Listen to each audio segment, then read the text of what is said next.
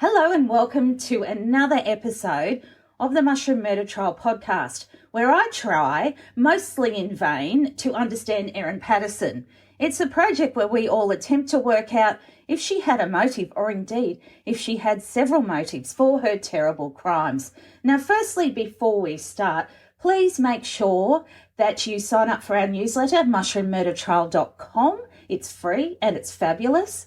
Now, while listening to Erin and her testimony in the Supreme Court of Victoria, you could be forgiven for thinking we were being taken through every trauma and grievance of her life. It was clear that she sees herself as the victim, constantly wounded, anxious, and let down by those around her.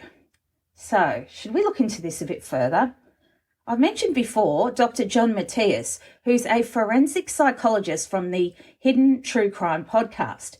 Now, he says with many criminals, there's usually a love story gone wrong. My theory is not so much, nothing to do with Simon, nothing to do with any other romantic partners in the past. It's to do with her childhood. And in particular, Erin has said a few things about her mother, but do we know if they're true? Because Erin is an unreliable narrator. So we might learn a bit more when she comes up for sentencing. Perhaps she'll allow a psychiatric report. Maybe she won't. She might try to do her own. Who knows? But I want to just talk about this broken heart factor, because I believe Erin's rage comes down to her mother, Dr. Heather Scudder, who was an academic in Melbourne. Now, she said she was treated like an orphan, a comparison that hints at deep emotional wounds. I've been told many times about how smart Erin is from people whose job it is to know about such things. I also listened to her, the 8 days of her testimony, and I think she's pretty academically smart. But this is the number one comment I get on all platforms. Why do you say she's smart? She stuffed it up. That is very true. And these comments gave me pause to think about how Erin conducted her crimes. For example, why would someone so true crime savvy bring her phone with her to collect the death cap mushrooms in Lock and Outram? Now, when we're in the Kelly Lane Facebook group together, the group of us, we would look at a video, and it's actually still on YouTube, of Kelly Lane, who is the baby murderer who we were studying in the true crime group. And we were like, we can't believe she went to the police without a lawyer. Well, what did Erin do? She wasn't taking notes, was she? Now, when she dumped the dehydrator, it was at a public waste management facility, and she did it on camera. It's the same kitchen device that she photographed and showed images of to her Facebook friends of it on her kitchen bench with its metal trays with the mushrooms. It is true, smart murderers often fail in their attempts to cover up their crimes, and that was the case with Erin. So I wanted to know why. So several factors contribute to this smart dumb phenomenon. According to a 2024 study listed in BMC Psychology, this is cognitive distortion interplaying with criminal behaviour. Now, what does that mean, Lisa? Well, offenders may possess these distortions, irrational, self-justifying thought patterns that impair their judgment and decision-taking. Right, so like in the Idaho 4 case in the USA, he thought he was so smart, the killer, because he studied criminology, but he left his DNA at the scene. Very smart guy doing a PhD. Now, these distortions can lead them to overestimate the likelihood of detection or overestimate their ability to deceive investigators, resulting in flawed cover-up strategies. Now, emotional and neurological factors. Leading University of Chicago neuroscience Jean DeSetti found people who commit homicide often exhibit, oh, she won't like this, please don't play this in her prison, reduced grey matter. Sorry, that's not funny. Reduced grey matter in brain regions associated with emotional processing, behavioural control, and social cognition. Well, that is interesting, isn't it? This neurological deficiency can impair their ability to manage impulses and foresee the consequences of their actions, leading to mistakes. during both the crime and the subsequent cover-up attempts. Overconfidence and underestimation of risks. Intelligent offenders may develop a sense of overconfidence in their ability to outsmart law enforcement. This overconfidence can result in underestimating the resources and expertise available to investigators. I bet you Erin didn't think that the federal police had dogs that could sniff out electronic devices that were hidden. No, but they did. They were really looking for that other phone. Absolutely. She said it was on a kitchen bench, but the police don't believe that. And I think that's why they brought those dogs in. Okay. Lack of experience with criminal activity. Individuals with higher intelligence may not have had prior experience with criminal behaviour. Well, that's not the case with Erin, speeding away from the police, drunk, smashing into other people's property, making them unfamiliar with effective methods of evading detection.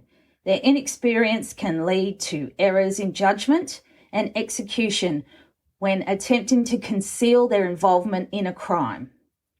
So, in summary, despite their intelligence, some murderers often fail in their cover-up attempts due to cognitive distortions, neurological impairments, oh my God, she would hate that, affecting judgment and impulse control, overconfidence and a lack of experience. But I did think she had a lot of balls. I've just got to say this, when the police were at her house on the 5th of August 2023 doing a raid, she had a lot of balls to swap the SIM cards in her phone when the police were just meters away from her. That to me kind of crystallised the fact that she had a criminal mindset. Now, I'm not making excuses for her behaviour. It's more a case of trying to understand Erin Patterson, formerly Scudder, because over the years I've spent a long time looking for the keys to her personality. And why is this? Well, to quote fictional serial killer Joe Goldberg in the Netflix hit You, quote, "A writer has empathy for all his characters, even the pathetic ones." So that's uncharitable, but it's fitting. It's how I feel about Erin. But according to Psychology Today, experts suggest that the personalities of poisoners resemble that of an immature child, spoiled, manipulative, and desperate to get their way, regardless of the consequences. Poisoning demands careful calculation and deceit, making it a crime suited to those who are cunning, creative, and avoid direct conflict. Poisoners often rely on subtle manipulation, both verbal and emotional, to achieve their objectives. Now, convicted poisoners, and they're rare because they don't normally arrest people for poisoning. It's hard to prove, as we know. The only category studied is the convicted poisoners, obviously, frequently struggle with feelings of inadequacy, which they counteract with feelings of dominance, a rejection of authority, and an exploitative nature. These traits demonstrate a complex mix of emotional needs and maladaptive behaviours that drive individuals to choose poisoning as a method of homicide. Now, I just wanted to go through with some history with you here about Victoria and poisoning cases they've had in that state. Okay, so number one, Martha Needle, 1894, the Richmond poisoner. Martha Needle is one of Australia's most infamous female poisoners. She used arsenic to kill multiple family members, including her husband, 3 daughters, and later her fiancé's brother. Her motivation seemed to be financial gain, as she claimed insurance money after each death. Needle was executed in 1894 at Melbourne Jail. Now, I know people are going to get upset and say this is the cattiest podcast in Australia, but Erin should be grateful that she's not going to be executed like they did 100 years ago. I'm sorry, I will maintain that point of view. And then there was Alice Mitchell, 1909, the chocolate cream poisoner. She totally would have got me. I would have been dead the first time. Alice Mitchell was convicted in 1909 for poisoning her friend Sarah Fletcher with strychnine-laced chocolates. The murder shocked the public due to its sinister nature. Mitchell sent poisoned chocolates as a, quote, gift. She was sentenced to death, later commuted to life imprisonment. Okay, number 3, Caroline Grills, 1953, the Thali poisoner. Although technically arrested in New South Wales, Caroline Grills had connections to Victoria. She was a serial poisoner who laced tea with thallium to murder her relatives. She sounds lovely. Several family members died before authorities linked her to the poisonings. She was sentenced to life imprisonment in 1953.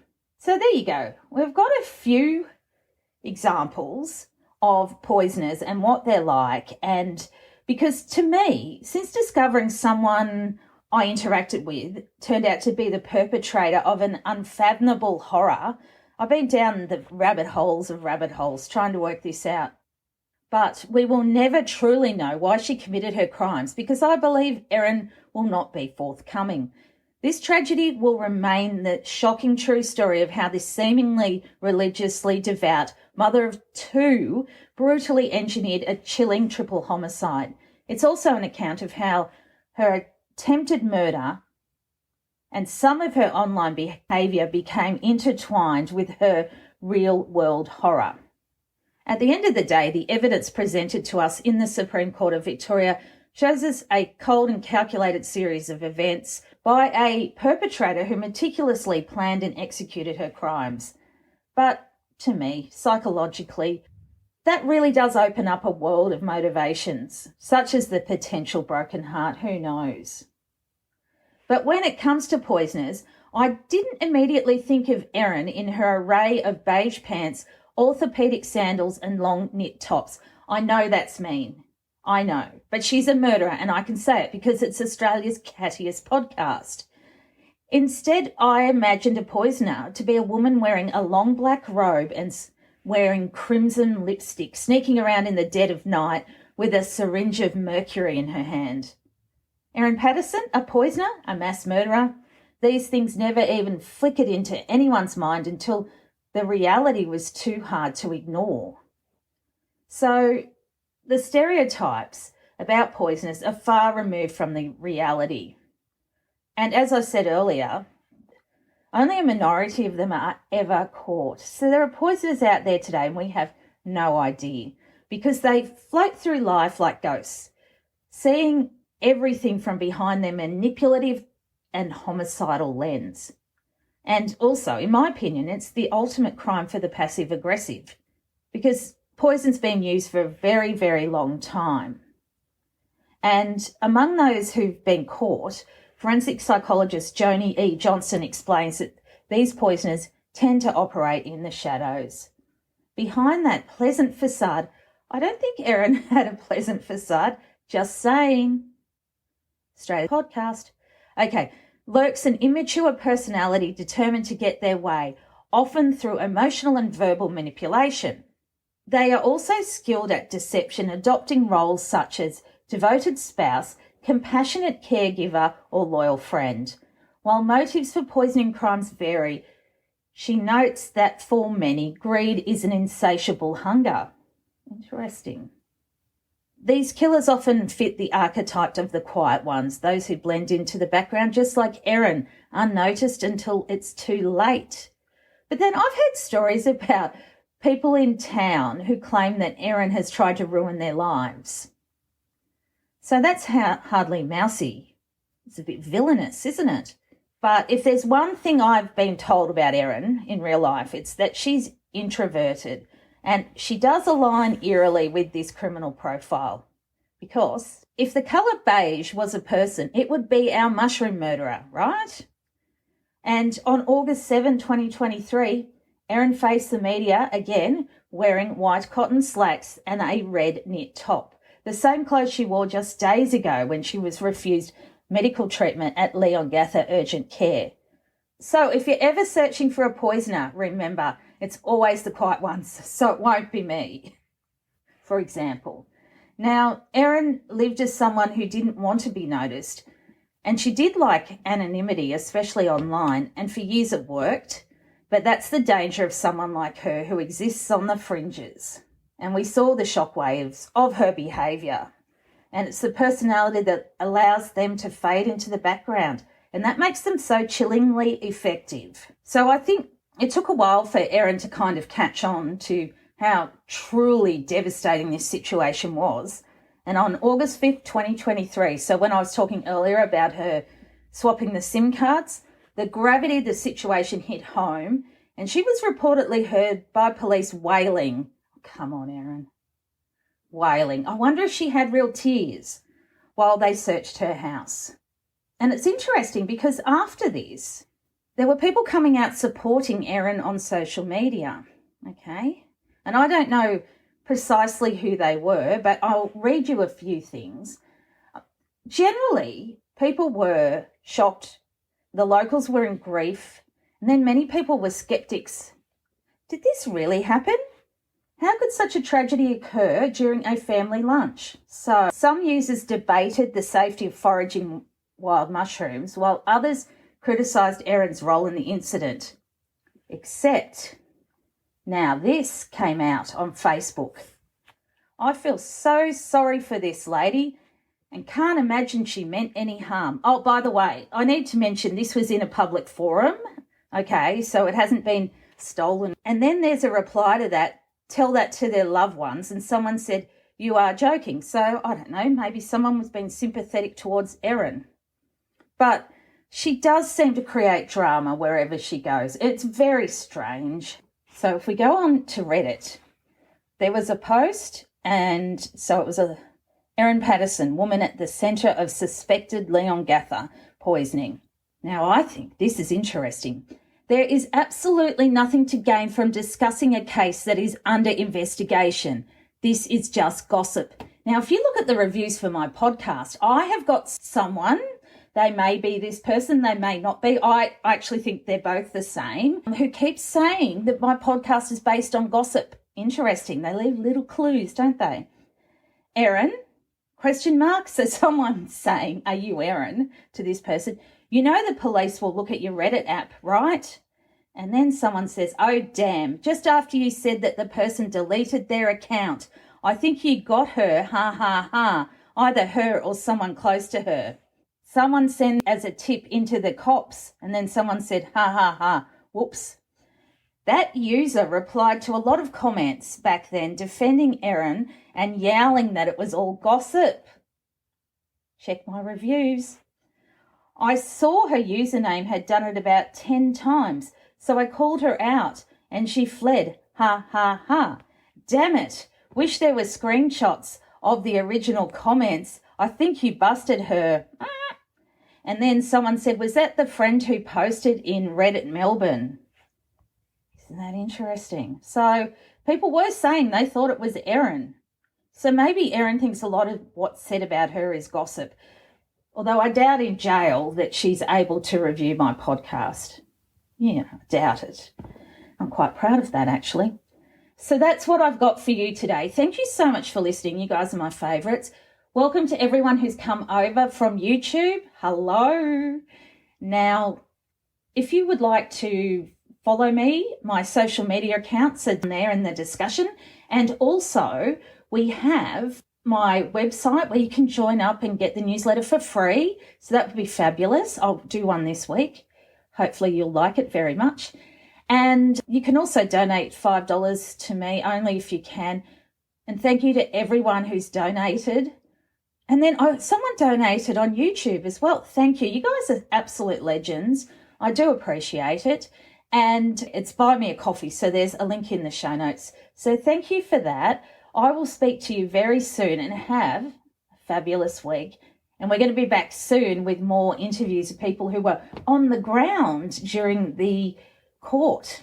So that'll be fascinating. But thank you so much, and I shall speak to you soon. Bye.